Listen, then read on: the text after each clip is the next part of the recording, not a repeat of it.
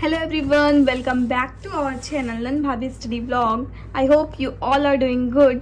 और जो भी एग्ज़ाम की आप प्रिपरेशन कर रहे होंगे अच्छे से मन लगा के और खूब मेहनत करके पढ़ाई कर रहे होंगे। तो आज का टॉपिक हमारा है कि जो एनटीपीसी का एग्ज़ाम है वो कैसा एग्ज़ाम है, क्या क्या पढ़ना है और इसके एप्लीकेशन फॉर्म कब से फिलअप हो रहे हैं, सारी डिटेल इन्फॉर्मेशन आपको इस वीडियो में मिलने वाली है। तो आप अगर इस वीडियो को क्लिक कर चुके हैं तो प्लीज़ पूरा लास्ट तक देखिएगा, आपके लिए काफ़ी हेल्पफुल हो सकता है। अगर आप एनटीपीसी के फॉर्म भरने का सोच रहे हैं या फिर आप किसी भी गवर्नमेंट एग्जाम की प्रिपरेशन कर रहे हैं, क्योंकि ज़्यादातर सिलेबस देखा जाए जीएस वगैरह का तो वो सब मिलता जुलता ही रहता है। तो ये जो एग्ज़ाम है एनटीपीसी का, रेलवे करवाता है, इसका दो फॉर्म में होता है। पहले तो है कि आप ग्रेजुएट हैं तो ग्रेजुएट लोग इस फॉर्म को फिल कर पाएंगे। तो उसकी जो एप्लीकेशन फॉर्म है वो स्टार्ट हो रहे हैं 14 सितंबर से, जो कि बीत चुका है, और 13 अक्टूबर तक आप फॉर्म फिल कर पाएंगे। तो जिन्होंने भी फॉर्म फिलअप नहीं किया है अभी तक वो देरी ना करें और अपना फॉर्म जो है नियर बाई कैफ़े पे जाकर या खुद से जैसा भी सुटेबल रहे वो फिलअप कर सकते हैं। और दूसरा होता है अंडर ग्रेजुएट, मतलब जिन्होंने आफ्टर 12th, मतलब आपने 12th पास आउट किया है और आप इस एग्ज़ाम को देने के लिए एलिजिबल हैं। तो इसकी जो एप्लीकेशन फॉर्म डेट है वो 21 सितंबर से स्टार्ट है और 20 अक्टूबर तक। और पोस्ट की बात करें तो इसमें जो ग्रेजुएशन की पोस्ट है उसमें है 8113 पोस्ट, और एज दोनों में लगभग सेम है। इसकी 18 to 36 है और इसकी जो अंडर ग्रेजुएट है वो 18 to 33 है। और इसमें +3 आपको देखने को मिल रहा होगा। तो ये इसलिए है क्योंकि कोविड में बहुत सारी वैकेंसीज नहीं आई थी। कोविड आने से 3 साल का टाइम पीरियड था जिसपे गवर्नमेंट ने कोई भी वैकेंसी नहीं निकाली थी, इसलिए आपको इसमें रिजर्वेशन मिल रहा है 3 ईयर का। मतलब अगर आप जैसे इसमें 33 ईयर है आपकी एज लिमिट, तो आप अगर 36 के हैं तब भी आप इस फॉर्म को फिल कर सकते हैं, मतलब 3 ईयर आप उसमें ऐड कर सकते हैं। अब आते हैं इस एग्ज़ाम का पैटर्न कैसा है। पैटर्न इस टाइप का है, सीबीटी, मतलब एक तरह से प्री और मेंस इसमें होते हैं। तो सीबीटी को हम प्री के फॉर्म में लेके चलेंगे और सीबीटी को मेंस के फॉर्म में। सीबीटी में आपको 3 सब्जेक्ट देखने को मिलेंगे। First is maths, second is reasoning और थर्ड इज जनरल अवेयरनेस। इसमें मैथ्स में आपको 30 मार्क्स, रीजनिंग में भी 30 मार्क्स और जनरल अवेयरनेस में आपको 40 मार्क्स देखने को मिलेंगे। तो ऑल टोटल 100 मार्क्स का क्वेश्चन पेपर है और इसके लिए आपको टाइम मिलेगा 90 मिनट। 100 क्वेश्चन में 90 मिनट, मतलब आपको बहुत ही ध्यानपूर्वक क्वेश्चन को करना होगा। क्योंकि अक्सर क्या होता है, जिस एग्जाम में नेगेटिव मार्किंग नहीं होती है उसमें हम लापरवाही कर सकते हैं, बट आपको बता दूं मैं इसमें 1/3 नेगेटिव मार्किंग भी है। तो अपना जो एग्ज़ाम का टाइम पीरियड है उसको जब भी आप प्रिपरेशन करेंगे इसकी, तो उस समय जब आप टेस्ट को सॉल्व करते हैं तो फोकस रह के करिए ताकि उतने टाइम पीरियड में आप चीज़ों को कवर कर ले जाएं, मतलब कि सारे क्वेश्चन को कवर अप कर लें, ठीक है। और ये जो सीबीटी का एग्ज़ाम है जिसमें 100 क्वेश्चन है आपके पास, उसमें 90 प्लस मार्क्स आपको लेके चलने हैं। मतलब आपका टारगेट होना चाहिए कि एनी हाउ मुझे 90 प्लस मार्क्स लेके आने हैं। CBT 2 क्या है, ये भी आपका मेंस की तरह है। जैसा कि आप यूपीएससी में देखते होंगे प्री और मेंस के एग्जाम होते हैं, इसमें भी आपको मेंस देखने को मिलेगा। तो इसमें भी सेम सब्जेक्ट है, मैथ्स, रीजनिंग और जीए जनरल अवेयरनेस। तो इसमें देखिए प्री में आपके पास 30 के मार्क्स के क्वेश्चन थे और इसमें सेम चीज़ वही 5 मार्क्स ऐड हो जाती है और ये टोटल क्वेश्चन बनते हैं 120, जो कि 120 मार्क्स के होते हैं। और इसमें भी आपको टाइम 90 मिनट मिलता है। अब देखिए ऊपर आपको CBT 1 में भी 90 मिनट मिले, CBT 2 में भी 90 मिनट मिले। तो आपको अपनी स्पीड बूस्ट करनी है, क्योंकि अगर आपकी स्पीड स्लो रही तो आपके बहुत सारे क्वेश्चन इसमें छूटने के चांसेस हैं। तो एग्जाम के पहले आपको खूब सारे मॉक टेस्ट की प्रैक्टिस करनी होगी जिससे कि आपकी स्पीड मेंटेन हो पाए, आप एग्जाम हॉल में सारे क्वेश्चन को अटेम्प्ट कर पाएं। अदरवाइज क्या होता है, हमारा लगभग 20 से 25 क्वेश्चन बचा रहता है और टाइम आउट हो जाता है। तो वो चीज़ हमें अवॉइड करनी है। अपने एग्जाम का जो हमारे फियर बैठा हुआ है हमारे अंदर, उसको हटाना है, भगाना है। और इसमें भी नेगेटिव मार्किंग होती है 1/3 की। तो बस अब आगे चलते हैं, बात करते हैं थर्ड पॉइंट क्या होता है। देखिए आप प्री मेंस को क्वालिफाई करेंगे, पहले प्री को करेंगे फिर मेंस, फिर आता है ये CBAT। CBAT क्या है, कंप्यूटर बेस्ड एप्टीट्यूड टेस्ट होता है, ये सिर्फ दो पोस्ट के लिए होता है, ऐसा नहीं है सारी पोस्ट के लिए होता है। ये ट्रैफिक असिस्टेंट, मतलब जो वैकेंसी निकली है उसमें बहुत सारी पोस्ट हैं, तो जिन्होंने भी ट्रैफिक असिस्टेंट का फॉर्म डाला है या स्टेशन मास्टर का, 2 ऐसी पोस्ट हैं, तो उसके लिए CBAT होता है, ठीक है। इसमें 5 टेस्ट होता है, साइको टेस्ट होते हैं जो 20 मार्क्स के होते हैं, मतलब 1 टेस्ट 20 मार्क्स का होता है। और दूसरा होता है टाइपिंग स्किल टेस्ट। जैसे मैंने UPSC की बात की तो उसमें प्री मेंस और इंटरव्यू है, तो ये समझिए इंटरव्यू है फॉर ट्रैफिक असिस्टेंट और स्टेशन मास्टर के लिए, और सेकंड है टाइपिंग स्किल। टाइपिंग स्किल में आपकी टाइपिंग की स्पीड देखी जाती है।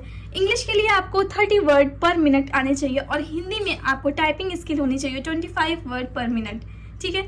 आई थिंक आप लोग इतना समझ गए होंगे। अब इसके बाद इतना अगर आप यहाँ तक पहुँच गए हैं तो इसके बाद आपका डॉक्यूमेंट वेरिफिकेशन होगा और आपकी मेरिट बनेगी। मेरिट आपको बताऊं कि CBT 1 का जो है, जैसे प्री कहते हैं, प्री के मार्क्स को मेरिट में ऐड नहीं किया जाता, सिर्फ CBT 2 के मार्क्स को ऐड किया जाएगा और CBAT के मार्क्स को। तो 70% CBT 2 के मार्क्स को और CBAT के मार्क्स को ऐड करके इसकी फाइनल मेरिट बनती है। और अगर आप कट ऑफ के अंडर आते हैं तो आपको अपॉइंटमेंट लेटर मिल जाएगा, मतलब कि आप सेलेक्टेड हो जाएंगे और आपको रेलवे की नौकरी मिल जाएगी। तो अब मैं बताती हूँ कि टारगेट क्या रखना है, जो आपका ये सारे टेस्ट है, जो लेवल है, उसको कैसे पार करना है। अगर आपने CBT 1 में 90+ स्कोर किया तो आप CBT 2 के लिए एलिजिबल हैं, और CBT 2 में 110 नंबर पाने के बाद आप CBAT के लिए एलिजिबल हैं। CBAT में क्या करना है, आपको जो 5 साइको टेस्ट हैं उनको क्लियर करना है और उसमें 100% होना चाहिए मार्क्स। टाइपिंग स्किल के लिए जितना भी लिमिट मैंने ऊपर बताई है वही लिमिट आपको आपकी टाइपिंग स्किल में देखा जाता है, ठीक है। अगर आपने इतने सारे टारगेट को कंप्लीट कर लिया तो फाइनली जॉब आपके हाथ में है। तो अब बात करते हैं सिलेबस की। सिलेबस कैसा है, क्या क्या पोर्शन आने वाले हैं, इस पे थोड़ा डिस्कशन करते हैं। ये देखिए, पहला तो हम मैथ लेंगे क्योंकि CBT 1 में मैथ 30 मार्क्स का आ रहा है और CBT 2 में मैथ 35 मार्क्स का आ रहा है। तो उसके लिए देखते हैं, नंबर सिस्टम है, ये आपको बेसिक मैथ लेके चलना है, ऐसा नहीं है एकदम हाई लेवल का मैथ है। हाई लेवल की प्रिपरेशन चाहिए। जो बेसिक मैथ है जनरली आपको ये सारी चीज़ें RD शर्मा या RS शर्मा में मिल जाएंगी। तो आप अगर पेड कोर्स नहीं लिए हैं तो बुक्स के थ्रू भी जा सकते हैं, क्योंकि जितना ये सारे एग्ज़ाम, अगर कोई SSC का बच्चा भी है वो भी प्रिपरेशन करना चाहता है, वो फॉर्म फिलअप करना चाहता है, तो ऑल द बेस्ट उसके लिए भी, क्योंकि ये सारे टॉपिक उन लोगों ने पढ़ रखे हैं।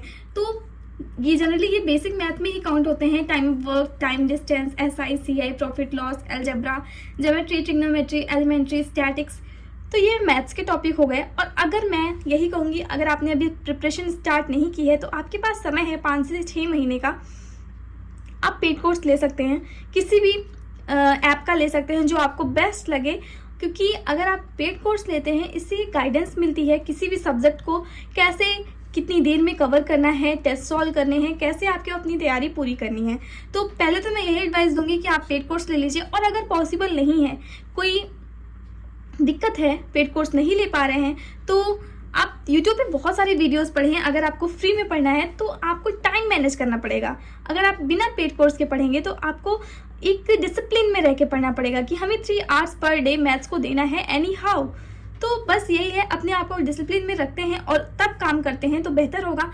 और अगर आपको फ्री में पढ़ना है यूट्यूब पे तो डिवोशन इंस्टीट्यूट का 82 वीडियोस आपको मैथ्स के मिल जाएंगे ऑल ओवर फ्री। रोजगार विद अंकित पे भी बहुत सारे वीडियोस फ्री में पढ़े हुए हैं NTPC से रिलेटेड, उससे भी आप पढ़ सकते हैं। और प्रैक्टिस के लिए मैं बताऊं कि किरण पब्लिकेशन की बुक जो है उससे बेस्ट क्यों नहीं, कुछ भी नहीं है, क्योंकि किरण पब्लिकेशन स्पेशली रेलवे से रिलेटेड ही बुक है, रेलवे के लिए ही बनाई जाती है। तो आप प्रैक्टिस के लिए किरण पब्लिकेशन ले सकते हैं, ठीक है। अब आते हैं सेकंड सब्जेक्ट पे, जो कि है रीजनिंग।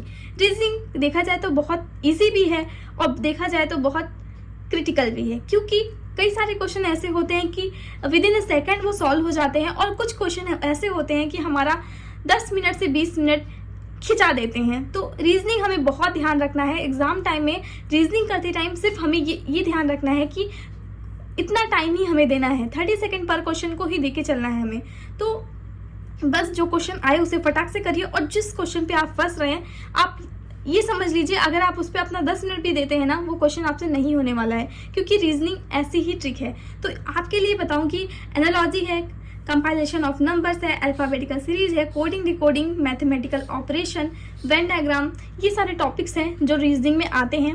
तो इसके लिए भी अगर आपने पेड कोर्स लिया है तो बहुत अच्छी बात है, अदरवाइज आप जो है रेलवे अड्डा 247 बहुत सारे रीजनिंग के एनटीपीसी की प्लेलिस्ट बनी हुई है, आप वहां से जाके सारे वीडियोस को देखिए और प्रैक्टिस करिए, क्योंकि रीजनिंग को भी ऐसा नहीं है कि आप कम टाइम दें, आपको 2 आवर्स पर डे देने ही होंगे एनी हाउ। देखिए मैंने लिखा भी है कि आपको 2 घंटे रीजनिंग के लिए देने हैं। प्रैक्टिस भी बहुत ज़्यादा ज़रूरी है, जैसे कि मैथ्स के लिए प्रैक्टिस ज़रूरी है, वैसे रीजनिंग के लिए भी। तो प्रैक्टिस के लिए सिर्फ मैं किरण पब्लिकेशन की बुक को ही रिकमेंड करूँगी आपके लिए। ऐसा नहीं है कि ये प्रमोशन है, बस मैंने देखा है, जितना भी विजुलाइज किया है वही मैं आप लोग के साथ शेयर कर रही हूँ। तो किरण पब्लिकेशन की बुक से आप प्रैक्टिस करिए, उसकी हर सब्जेक्ट की बुक आती है, रीजनिंग की भी है, मैथ की अलग अलग आती है। ऐसा नहीं कि सिर्फ कंपाइलेशन रहता है एक बुक में, आपको अलग अलग बुक मिल जाएगी जो कि काफ़ी अच्छा है। अब बात करते हैं जनरल अवेयरनेस की। इसके लिए आपको सबसे ज़्यादा टाइम देना पड़ेगा, क्योंकि CBT 1 में ये भी ज़्यादा नंबर का आ रहा है, ठीक है, और CBT 2 में भी ज़्यादा नंबर का है। तो आपको इसमें सबसे ज़्यादा फोकस करना है। इसमें सब्जेक्ट भी देखा जाए तो काफ़ी सारे हैं, जनरल साइंस है, ज्योग्राफी है, हिस्ट्री है, पॉलिटी है, करंट अफेयर है। करंट अफेयर अपने आप में ही महान आत्मा है, क्योंकि इसे कवर कर पाना आज तक किसी के बस में नहीं रहा। कोई भी ऐसा इंसान नहीं है कि जो करंट अफेयर करके जाए और बोले कि हाँ मैंने जितना पढ़ा था उसमें से आ गया है। तो करंट अफेयर सबका बाप है। अब आते हैं प्रैक्टिस कहाँ से करनी है, ठीक है। मैं बताऊं कि जिन्होंने पेड बैच ले लिया है उन लोग के लिए तो अच्छी सी गाइडेंस मिल रही है, क्या कैसे करना है, टेस्ट कहाँ से सॉल्व करना है, कैसे करना है। बट जिन्होंने नहीं लिया है उनके लिए है कि उनको 1000 क्वेश्चन करने ही हैं, ठीक है। 1000 क्वेश्चन आप वीकली कर सकते हैं, जैसा आपके पास टाइम हो, जैसा आप अपने टाइम को मैनेज करके चल रहे हो उस हिसाब से अपने टाइम टेबल को रूटीन करिए। और SSC अड्डा का अगर मैं यही कहूँगी, आपने कोई पढ़ने के लिए बैच नहीं लिया, सिलेबस कंप्लीट करने के लिए बैच नहीं लिया, तो टेस्ट के लिए माय डियर आप बैच ले लीजिए। क्योंकि अगर आप टेस्ट सॉल्व करते हैं तो ऐसा लगता है कि हम एग्जाम हॉल में बैठे हैं, और अगर आप ऐसा फील करके नहीं बैठ रहे, आप टेस्ट को सॉल्व करने में 10 बार उठ रहे हैं बीच में, तो वो टेस्ट सॉल्व करना नहीं कहा जाएगा। और चीटिंग तो बिल्कुल नहीं करनी है। इसलिए जब भी आप टेस्ट सॉल्व करने के लिए बैठें तो बिल्कुल फोकस्ड होके 3 घंटे के लिए आप सबसे बोल दें घर में कि मुझे कोई डिस्टर्ब नहीं करेगा, मैं एग्जाम देने जा रहा हूँ या जा रही हूँ। तो बस अपने टेस्ट को पर डे 1 टेस्ट आपको सॉल्व ही करना है। और बहुत सारे चैनल हैं यूट्यूब पे, रोजगार विद अंकित का है, रेलवे अड्डा 247 का है, SSC अड्डा का है। तो इन सब से आप टेस्ट भी ले सकते हैं। टेस्ट उतने पैसे में नहीं आता है। टेस्ट अगर आप सिर्फ टेस्ट का खरीदेंगे टेस्ट तो कम पैसे में ही भी हो जाएगा। और प्रैक्टिस के लिए ऑफलाइन के लिए किरण पब्लिकेशन की बुक लीजिए, ठीक है, जो कि हर सब्जेक्ट में आ रही है आपके पास। और आपको एग्जाम टाइम में, जैसे कि 6 महीना है, आपको सिलेबस कंप्लीट करिए जल्दी से जल्दी। 2 से 4 महीने में आपका सिलेबस कंप्लीट हो जाना चाहिए। फिर आपको टारगेट रखना है कि 150 नहीं हो पाता तो मैं ये कहूँगी 120 जो है मॉक टेस्ट आप सॉल्व करके ही चलिए, ठीक है, एग्जाम देने से पहले। और कुछ टिप्स ऐसी हैं जो आपकी स्टडी को इफेक्टिव बनाएंगी और ज़्यादा, कि आपको 8 आवर्स स्टडी करनी ही है डेली, है ना। ऐसा पॉसिबल नहीं है। अभी आप अगर SSC की प्रिपरेशन कर रहे होंगे या NTPC की ही कर रहे होंगे तो आप सोच रहे होंगे यार 8 आवर्स क्या है, कुछ नहीं है। बट कंसिस्टेंटली करना है, आपको कंसिस्टेंसी मेंटेन करके करना है। 8 घंटे पढ़ो पर डेली पढ़ो। ऐसा नहीं है कि एक दिन आप 12 घंटे पढ़ते हैं, नेक्स्ट डे आप कुछ नहीं पढ़ते। तो इससे क्या होगा, जो आपने पढ़ा है 12 घंटे वाला वो नेक्स्ट डे आपका नील हो जाएगा, वो 3rd डे आपको कुछ नहीं याद रहेगा। तो बस यही कहूँगी, जितने भी घंटे पढ़िए पर डे पढ़िए, कंसिस्टेंसी के साथ पढ़िए। और हाँ, जिनकी कंसिस्टेंसी मेंटेन नहीं हो पाती वो जो है कुछ प्राणायाम करें और अपने गोल को हमेशा याद रखें, हमेशा अपने जहन में रखें। रीजनिंग के लिए भी आपको पर डे 2 आवर्स देने हैं, मैथ्स के लिए 3 आवर और GA के लिए, जनरल अवेयरनेस के लिए 3 to 4 आवर देने हैं, ठीक है। क्योंकि ये जो है इसमें कई सारे सब्जेक्ट इंक्लूड हैं, तो आपको ज़्यादा टाइम देना पड़ेगा। तो टोटल 8 आवर स्टडी का आपका प्लान है। और अगर आप इसको एग्जाम तक अभी से, जब से आप जिस दिन से आप फॉर्म फिल कर रहे हैं अभी से एग्जाम तक फॉलो करते हैं ना, डेफिनेटली एक सीट आपकी पक्की। जी हाँ, आप रेलवे में ऑफिसर बन जाएंगे, आपकी रेलवे में नौकरी हो जाएगी, आपका परिवार भी खुश, आप भी खुश। सरकारी नौकरी के पीछे जितना हम लोग संघर्ष कर रहे हैं वो संघर्ष भी खत्म हो जाएगा। तो बस 8 घंटे अपने पर डे का आपको देना है एग्ज़ाम तक। जब तक एग्ज़ाम नहीं हो जाता, जब तक गवर्नमेंट एग्ज़ाम नहीं करवा देती, तब तक आपको एनी हाउ यही पढ़ लीजिए 8 आवर पर डे हमें स्टडी करनी है, चाहे बीच में कुछ भी हो जाए, कैसा भी रहे। बस you can do it. All the best. जिन्होंने भी ये वीडियो देखा, अच्छा लगा हो तो लाइक करिएगा, और नए हैं तो चैनल को सब्सक्राइब ज़रूर कर दीजिएगा। Thank you for watching. मिलते हैं फिर ऐसे किसी ब्लॉग में स्ट्रेटजी के साथ। Thank you, bye bye.